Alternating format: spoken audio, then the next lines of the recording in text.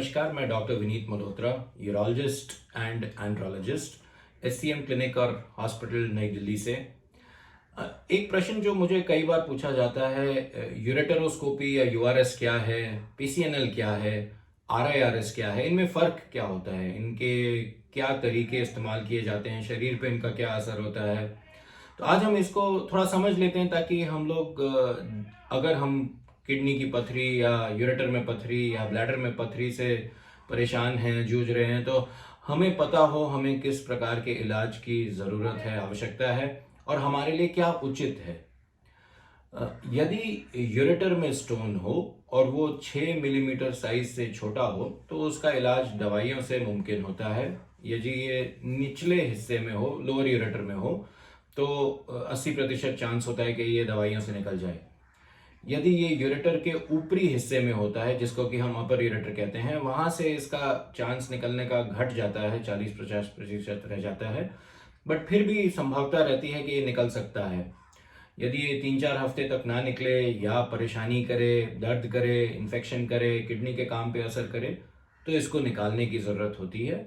ये प्रक्रिया यदि लोअर यूरेटर या निचले हिस्से के यूरेटर के लिए की जाए तो उसको यूरेटरोस्कोपी कहते हैं। इसमें एक रिजिड यूरेटरोस्कोप, सेमी रिजिड यूरेटरोस्कोप, यानी कि ऐसी दूरबीन जो कि बहुत बारीक होती है, उसको यूरेटर के अंदर डाला जाता है पेशाब के रास्ते से और लेज़र के माध्यम से इसको तोड़ा जाता है, डस्ट किया जाता है, रेत बनाया जाता है, या अगर 2 टुकड़े में तोड़कर उसको फोर्सेप या बास्केट से पकड़ के निकाला भी जा सकता है। इस प्रक्रिया के लिए होल्मियम लेज़र इस्तेमाल किया जाता है स्टोन को क्रश करने के लिए, पथरी को ब्रेक करने के लिए। ये साधारण तरीका होता है, बट ये ध्यान रहे कि किसी भी स्टोन के दूरबीन वाले तरीके के बाद एक डीजे स्टेंट, एक तार को अंदर डाला जाता है जो कि 2 से 4 हफ्ते इसी यूरेटर में रहती है ताकि वहाँ की हीलिंग ठीक हो जाए। यदि गुर्दे में सूजन, किडनी में स्वेलिंग आई थी तो वो नॉर्मल हो जाए और जब सारी रिकवरी हो जाए तो उसके बाद वो तार निकाली जाए। ये तो यूरेटरोस्कोपी हो गया, इसको यूआरएस भी कहते हैं। यदि स्टोन ऊपरी हिस्से में हो या किडनी में हो तो ये चांस होता है कि जब आप उसका इलाज कर रहे हो तो वो स्टोन किडनी में चले जाए, तो इसलिए वो तैयारी होनी चाहिए कि हम किडनी से स्टोन को निकाल सकें। किडनी में स्टोन को निकालने के लिए एक सीधी ट्यूब तो अंदर जा नहीं पाएगी, दूरबीन अंदर जा नहीं पाएगी, इसलिए उसको टेढ़ा होना या इसमें मुमकिन हो फ्लेक्सिबिलिटी, वो ज़रूरी होती है। इसलिए जो दूरबीन इस्तेमाल की जाती है उसको फ्लेक्सिबल यूरेटरोस्कोप कहते हैं। जैसे एंडोस्कोपी के लिए पेट में जो दूरबीन इस्तेमाल करते हैं वो पेट के किसी भी रास्ते में घूमकर देख सकती है, अंदर आंतड़ियों में जा सकती है, इसी तरह ये दूरबीन भी जो होती है वो फ्लेक्सिबल होती है, बारीक होती है बट फ्लेक्सिबल होती है और इससे गुर्दे के किसी भी खाने में जाया जा सकता है।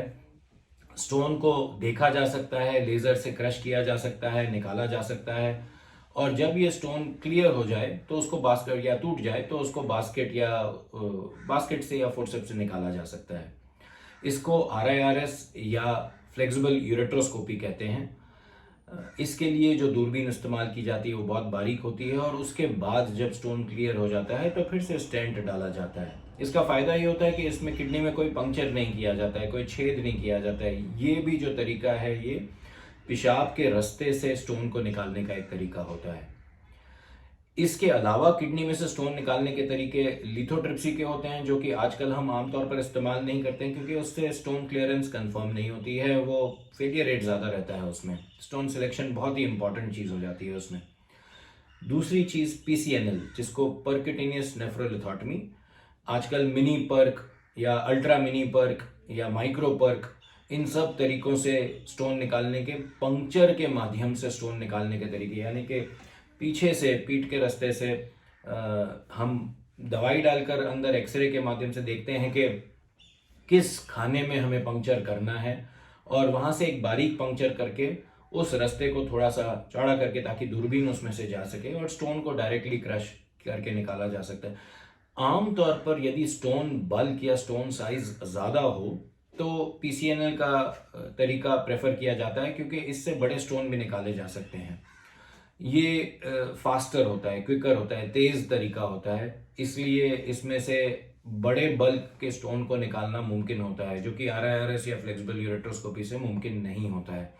सो हम एक नॉर्मल कट ऑफ 2.5 सेंटीमीटर का रखते हैं कि अगर 2.5 सेंटीमीटर से ज़्यादा स्टोन बल्क है तो हम मिनी पंक्चर PCNL प्रेफर करते हैं, और यदि 2.5 सेंटीमीटर से कम है स्टोन बल्क तो हम फ्लेक्सिबल यूरेट्रोस्कोपी या RIRS के माध्यम से स्टोन को क्लियर कर सकते हैं। यदि इस विषय से संबंधित आपको कोई परेशानी हो, आपके कोई प्रश्न या सवाल हो, तो हमें हमारी वेबसाइट www.drvinitmalhotra.com या टेलीफोन नंबर जो दर्शाया जाएगा उस पर संपर्क करिए। हम आपके सारे प्रश्नों का सवाल जवाब ज़रूर देंगे। धन्यवाद। Thank you.